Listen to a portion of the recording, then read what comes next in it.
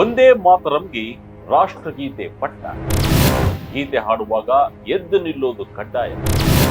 ಒಂದೇ ಮಾತರಂ ಗೀತೆ ಅವಮಾನಿಸಿದ್ರೆ ಶಿಕ್ಷೆ. ವಿಜಯ ಕರ್ನಾಟಕ ವೀಕ್ಷಕರಿಗೆ ಸ್ವಾಗತ. ನಾನು ಶಂಕರ್ ನಾಯಕ್. ಭಾರತ ಸ್ವತಂತ್ರ ಹೋರಾಟದ ಕಿಚ್ಚು ಹಚ್ಚಿದ್ದ ದೇಶಭಕ್ತರ ನಾಡಿ ಮಿಡಿತವಾಗಿದ್ದ ಒಂದೇ ಮಾತರಂ ಹಾಡಿಗೆ ಸಂಬಂಧಿಸಿದಂತೆ ಕೇಂದ್ರ ಗೃಹ ಸಚಿವಾಲಯ ಐತಿಹಾಸಿಕ ಮತ್ತು ಮಹತ್ವದ ಆದೇಶವೊಂದನ್ನು ಹೊರಡಿಸಿದೆ. ಇಷ್ಟು ದಿನ ಕೇವಲ ರಾಷ್ಟ್ರಗೀತೆಗೆ ಅಂದ್ರೆ ಜನಗಣಮನ ಇದ್ದಂತಹ ಕಟ್ಟುನಿಟ್ಟಾದ ನಿಯಮಗಳು ಮತ್ತು ಗೌರವವನ್ನ ಇದೀಗ ರಾಷ್ಟ್ರೀಯ ಹಾಡಾದ ಒಂದೇ ಮಾತರಂಗೂ ನೀಡಲಾಗಿದೆ. ಇನ್ನು ಮುಂದೆ ಸರ್ಕಾರಿ ಕಾರ್ಯಕ್ರಮಗಳಲ್ಲಿ ಒಂದೇ ಮಾತರಂ ಹಾಡುವುದು ಕಡ್ಡಾಯವಾಗಲಿದೆ. ಕೇವಲ ಹಾಡುವುದಷ್ಟೇ ಅಲ್ಲ, ಈ ಹಾಡು ಕೇಳಿ ಬಂದಾಗ ಎದ್ದು ನಿಂತು ಗೌರವ ಸೂಚಿಸುವುದು ಸರ್ಕಾರ ಕಡ್ಡಾಯಗೊಳಿಸಿದೆ. ರೂಲ್ಸ್ ಫಾಲೋ ಮಾಡದಿದ್ದರೆ ಜೈಲು ಶಿಕ್ಷೆಯನ್ನ ಅನೌನ್ಸ್ ಮಾಡಿದೆ. ಈ ಆದೇಶ ಇಂದಿನಿಂದಲೇ ಜಾರಿಯಾಗಲಿದ್ದು ಒಂದಿಷ್ಟು ಕಠಿಣ ರೂಲ್ಸ್ ಗಳನ್ನ ಕೇಂದ್ರ ಸರ್ಕಾರ ಬಿಡುಗಡೆ ಮಾಡಿದೆ. ಆದರೆ ಸಿನಿಮಾ ಮಂದಿರಗಳಲ್ಲಿ ಈ ನಿಯಮ ಅನ್ವಯವಾಗುತ್ತಾ? ಈ ನಿರ್ಧಾರದ ಹಿಂದೆ ನಡೆದ ರಾಜಕೀಯ ಸಂಘರ್ಷಗಳೇ. 1937ರಲ್ಲಿ ಈ ಹಾಡಿನ ಕೆಲವು ಭಾಗಗಳನ್ನ ಕತ್ತರಿಸಿದ್ದು ಯಾಕೆ?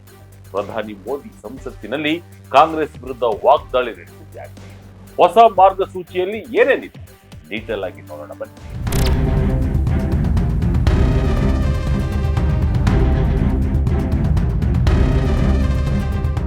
ಒಂದೇ ಮಾತರಂ ಗೀತೆಗೆ 150 ವರ್ಷಗಳು ತುಂಬಿದ ಹಿನ್ನೆಲೆ ಕೇಂದ್ರ ಸರ್ಕಾರ ಈ ನಿರ್ಣಯ ತೆಗೆದುಕೊಂಡಿದೆ.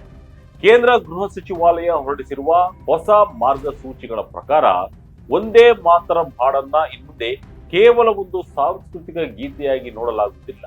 ಅದಕ್ಕೆ ರಾಷ್ಟ್ರಗೀತೆಯಾದ ಜನಗಣಮನದಷ್ಟೇ ಸಮಾನವಾದ ಅಧಿಕೃತ ಶಿಷ್ಟಾಚಾರವನ್ನ ನೀಡಲಾಗಿದೆ. ಈವರೆಗೂ ಒಂದೇ ಮಾತರಂ ಹಾಡಲು ಯಾವುದೇ ಲಿಖಿತ ಮತ್ತು ಕಟ್ಟುನಿಟ್ಟಾದ ನಿಯಮಗಳಿರಲಿಲ್ಲ.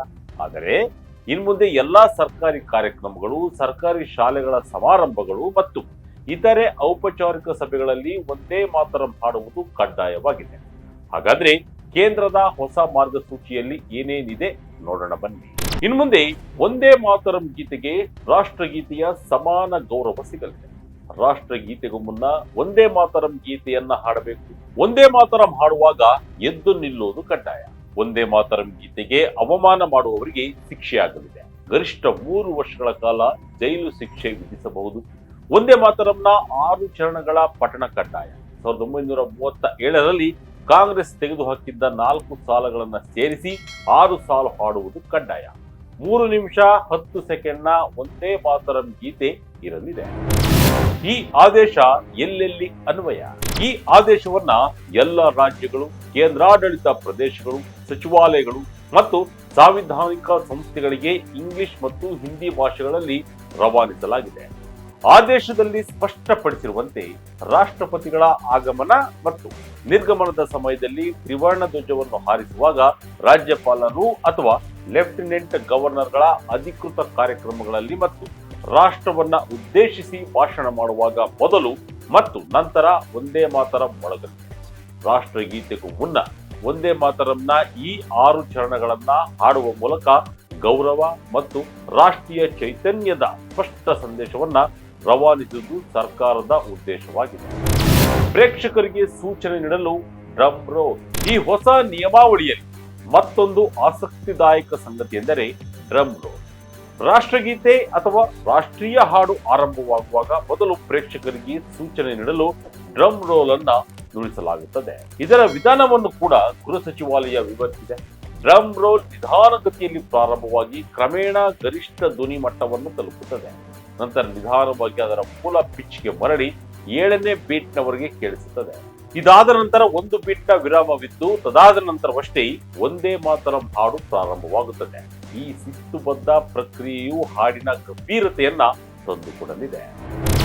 ಸಿನಿಮಾ ಮಂದಿರಗಳಿಗೆ ವಿನಾಯಿತಿ. ಥಿಯೇಟರ್ಗಳಲ್ಲಿ ಎದ್ದು ನಿಲ್ಲೋದು ಕಡ್ಡಾಯವಲ್ಲ.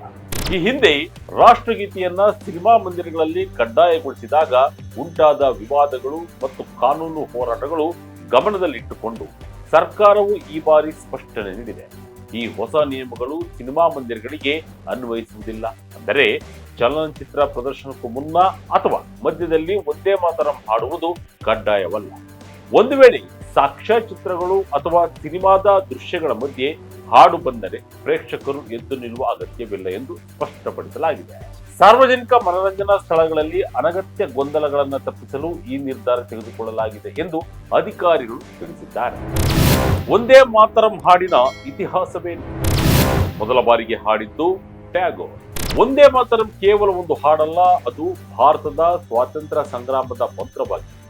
ಈ ಅಮರ ಗೀತೆಯನ್ನ ಬಂಕಿಂ ಚಂದ್ರ ಚಟ್ಟೋಪಾಧ್ಯಾಯರು 1875 ನವೆಂಬರ್ 7 ಅಕ್ಷಯ ನವಮಿಯ ಶುಭ ಸಂದರ್ಭದಲ್ಲಿ ರಚಿಸಿದರು.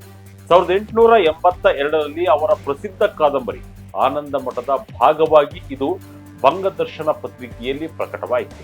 ಈ ಹಾಡಿಗೆ ರಾಷ್ಟ್ರೀಯ ಮಟ್ಟದ ಮನ್ನಣೆ ಸಿಕ್ಕಿದ್ದು 1896 ಆ ವರ್ಷ ನಡೆದ ಭಾರತೀಯ ರಾಷ್ಟ್ರೀಯ ಕಾಂಗ್ರೆಸ್ ಅಧಿವೇಶನಕ್ಕೆ ಸ್ವತಃ ರವೀಂದ್ರನಾಥ ಟ್ಯಾಗೋರ್ ರವರು ವೇದಿಕೆಯ ಮೇಲೆ ಈ ಹಾಡನ್ನ ಹಾಡಿದರು. ಅದು ಸಾರ್ವಜನಿಕವಾಗಿ ಒಂದೇ ಮಾತರಂ ಹಾಡಿದ ಮೊದಲ ಸಂದರ್ಭವಾಗಿದೆ. ಅಂದು ಟ್ಯಾಗೋರ್ ಅವರ ಕಂಠಸಿರಿಯಲ್ಲಿ ಈ ಹಾಡನ್ನ ಕೇಳಿದ ಸಾವಿರಾರು ಜನರ ಕಣ್ಣುಗಳು ತೇವವಾಗಿದ್ದವು ಎಂದು ಇತಿಹಾಸ ಹೇಳುತ್ತದೆ. 4 ಸಾಲುಗಳನ್ನ ತೆಗೆದು ಹಾಕಿದ್ಯಾಕೆ? ಇಷ್ಟೊಂದು ಮಹತ್ವದ ಹಾಡಿನ 4 ಚರಣಗಳನ್ನ ನಂತರದ ದಿನಗಳಲ್ಲಿ ತೆಗೆದುಹಾಕಿದ್ದು ಯಾಕೆ ಎಂಬ ಪ್ರಶ್ನೆ ಅನೇಕರನ್ನ ಕಾಡುತ್ತದೆ.